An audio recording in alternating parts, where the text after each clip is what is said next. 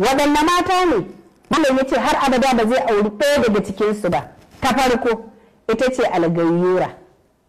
Wace ce mace algayyura? Ita ce mace mai tsananin kishi. A saurare ni da kyau, a fahimce ni, ban ce mace mai kishi ba, kishi sunna ne ma. Matar da ba ta da kishi ba mata aure ba ce. Wajibi ne akan mace ta yi kishi akan mijinta, amma mai tsananin kishi ita ce aka ce ba mata aure ba ce.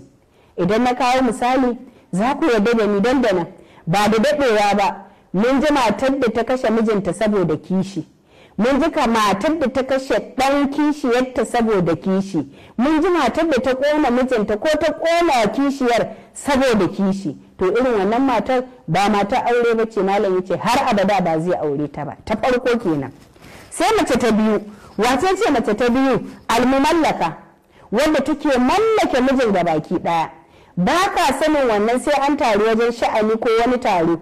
Idan mata suka taru za ka ji mace na alfahari, ai bai isa ko mahaifiyarsa ya yi ma abu ba sai ya gaya min, sai da izini na. Kai co, wallahi kin yi asara. Har za ki shiga tsakanin ɗa da mahaifiyarsa? Ke an ce ki wa mijinki biyayya, aljanna ki tana ƙarƙashin digadigansa. Shi kuma wa aka ce ya ma biyayya? Mahaifiyarsa. Shin kina so ke ki shiga aljanna shi kuma ya shiga wuta saboda ya saba ma iyayensa? To ki sani idan kin zama irin wannan matar wadda sai abin da kika ce miji zai yi, in ya zai ma iyayensa alheri, in kika ce kar yayi ba zai yi ba, to ki sani manzo tsira da amincin Allah su tabbata a gare shi ya ce kama tu dinu tu dan, kamar yadda kika yi haka za a yi miki. Yadda kika cutar da mahaifiyar wani, ke ma sai an cutar da ke. Kila ba mamaki Allah ya azurta ki da 'ya'ya 8 maza kuma duk aure za su yi. To abin da kika shi za a yi miki, Allah ya sauke. Ba za mu tsawaita bayani ba kan mu cinye lokaci. Mace ta biyu kenan. Sai mace ta uku. Wace ce mace ta uku? Alga'iba, wato mace mai yawon tsiya. Allah take gari ya waye, mijin ya tafi aiki ko ya tafi kasuwanci, ita ma ta ja kofa ta makwabta.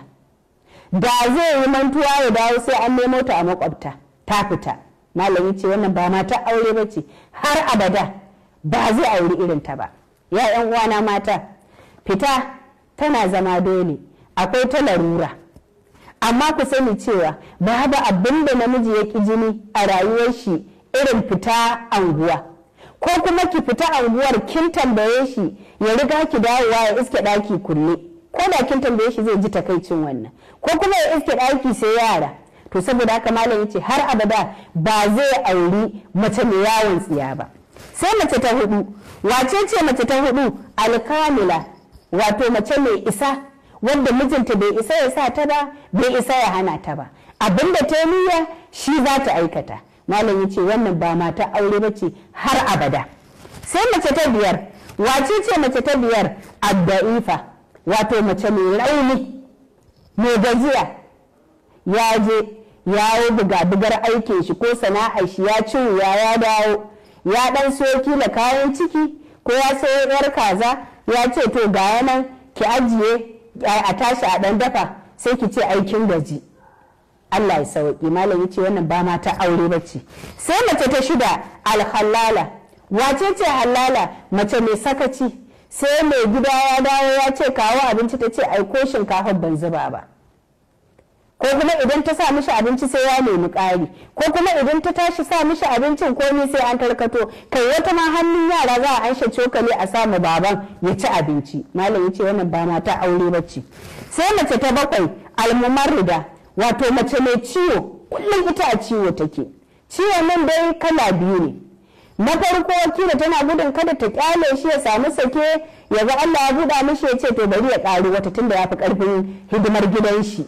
To kullum ita kenan ba ta da lafiya a sayo magani, ko kuma wata lokacin da kawai mai gidan ya bukace ta ne za ta rika cewa ba ta da lafiya, kanta na ciwo, cikinta na ciwo da sauransu. Allah ya sauki. Malam yace wannan ma ba mata aure bace.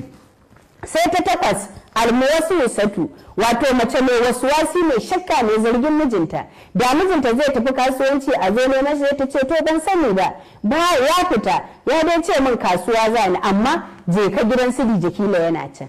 To wannan ba mata aure bace, ko kuma mace wanda take daukar wayar miji ta duba. Wallahi mata ku kiyayi binciken wayoyin masu gidanku, don idan kina da hawan jini to za a wayi gari jinin ki na tsalla, Allah ya sauke. Sannan sai mace ta tara ita ce a tiflatu, mai ɗabi'ar yara, ba za ta yi wanki ba sai mijin ya ce je ki wanki, je ki wanka, je ki kaza. Malam yace har abada ba zai auri irin wannan ba. Sai ta goma ta ƙarshe almannana, wato mace mai gori, da za a bata kuɗin cefane ya kasa ta cika 20, to da gari ya waye sai ta yi gori. Jiya ma kuɗin cefanen da ka bada sai da na cika 20.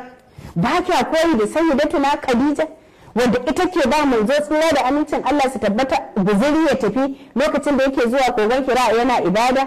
Aka ce wani lokaci ta daidaici guzurinsa ya ƙare, ta ɗauka ta je ta kai masa, sai Allah ya aiko mala'ika Jibrilu cewa ga wata baiwar Allah nan wanda take ƙaunar Allah da manzansa, ka je ka gaya ma annabi cewa idan ta zo ka ce Allah yana gaishe ta, kuma kai mata albishir da cewa na gina mata gida cikin gidan aljanna. Ba kya so ki koyi da wannan baiwar Allah?